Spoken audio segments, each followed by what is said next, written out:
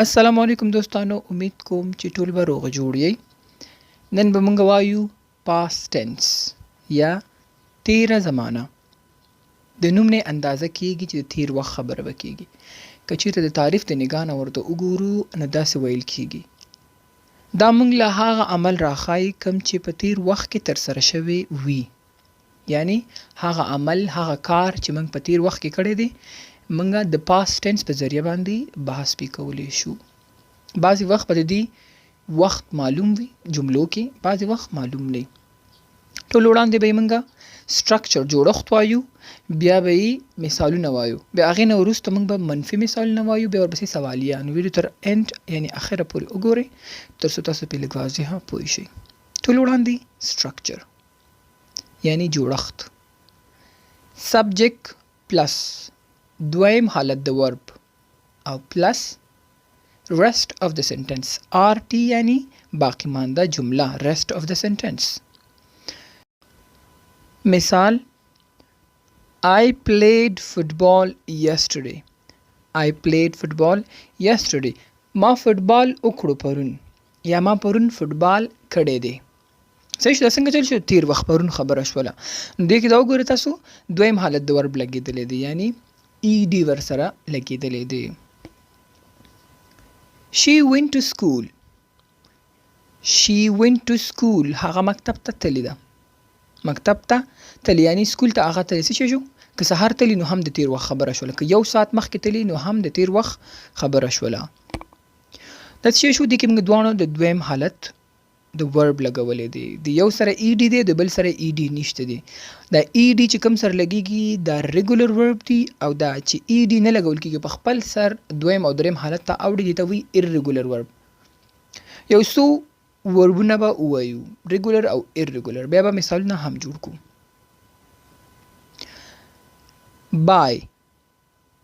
بای لومړی حالت دی، یعنی بای وی اغستل، یو شی اغستل هغې ته بای ویل کیږي. دویم د هغې څه شی دی؟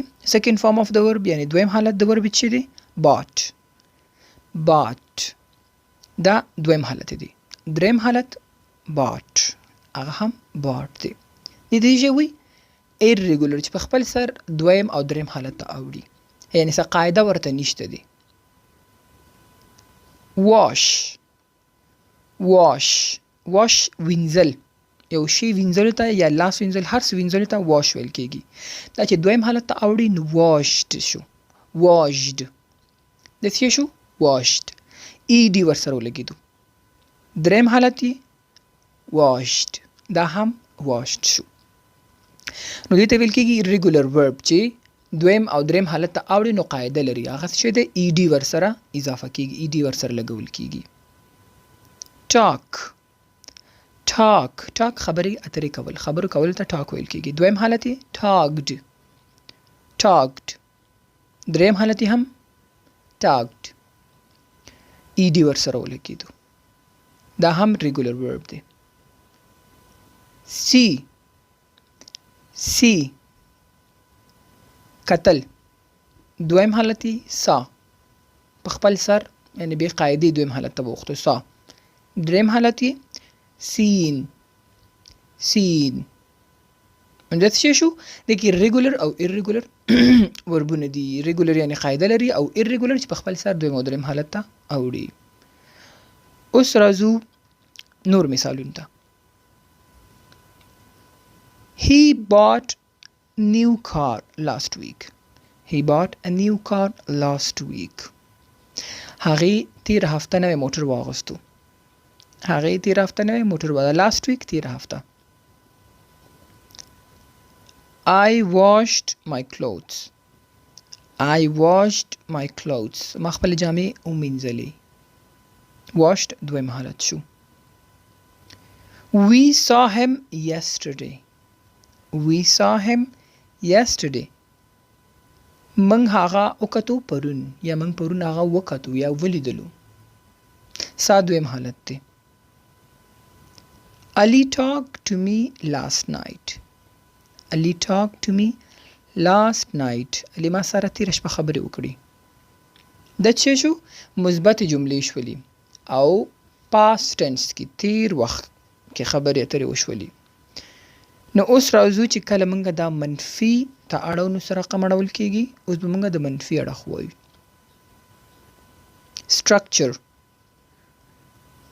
جوړښت سره رقم دی subject plus did not. په یاد ولرئ چې کله موږ په present continuous tense کې منفي جمله جوړه کړې نو is not راځي. نو دې کې څه شی راځي؟ دې کې did not راځي. صحیح شو؟ did not plus لومړی حالت د verb چې کله هم did یا did not راغی نو ته بس شی کې د هغې نه وروستو هماغه خپل فارم خپل verb به بیرته لګې first form of the verb به لګې بې نوره باقي مانده جمله راځي. نو مثال به څنګه وایو؟ I did not play cricket. I did not play cricket. ما کرکټ نه دی کړی یا نو کړی. ما کرکټ نه و کړی. نو څه شی شو؟ did not نه وروسته play لومړی حالت ولګېدو. دویم حالت د play څه شی دی؟ played ed ورسره لګېږي. دا ما لومړی حالت ولګو ځکه چې did not راغلی مخکې. په یاد ولرئ چې کلم did not مخ ته راغی یا did مخې ته راغی هغې نه وروسته به ته د verb لومړی حالت لګې. بل مثال he did not come here یا he didn't come here. هغه دلته رانغی یا نو راغلی. دلته نو راغلی. we did not go to park. موږ پارک ته نه وتلي یا we didn't go to park. did not یا didn't دواړه منفي یعنی did not د دواړه contraction دي ویل کېږي دا یو شی دی. احمد did not talk to me. احمد did not talk to me. احمد ما سره خبرې نه وې کړي. دا څه شو؟ did not ولګېدو او وروسته یې لومړی حالت د verb ولګېدو. دا څه شو؟ منفي جمله شوله. اوس به وایو د did سره سوالیه جملې چې سوالیه سره رقم جوړیږي. د ټولو وړاندې به دا ووایو چې کله هم did لومړی راغی او بعد د هغې نه verb راتلو نو د verb لومړی حالت به لګوو. نو مثال داسې به ووایو did you wash the car. did you wash the car؟ تا موټر وینځلی و. څه شی شو؟ did هم ولګولو او بیا لومړی حالت هم د verb ولګولو.